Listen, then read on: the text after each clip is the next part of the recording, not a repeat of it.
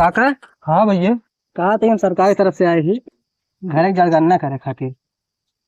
जनगणना करने खातिर? हाँ। तुमसे क्या बात है? तुम्हारे घर में कई आदमी है? जाना भैया, एक समय रहा है हमारा परिवार जो है बहुत लंबा रहा है और ये टाइम आई ये है सब अलग अलग दुआरी हुई है, बियाह शादी हुई है। तो काका वहीं कई जने यहाँ? अब वहीं हम केवल 2 जने हैं। 2 जने यहाँ? हाँ भैया। नमो बताओ काका। नमो भैया हमारा तो मगरू है। मगरू और एक बार तू है।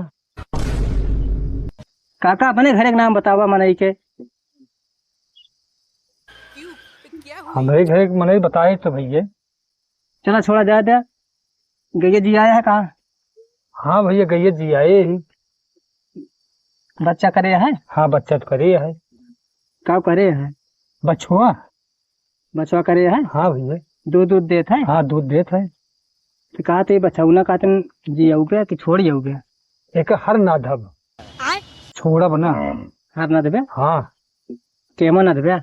खेते में कि गढ़ा में? चौथिया घोड़ी। ये बतावा हमारे घर की जनगणना करे आए हैं कि मोइना करे? हाँ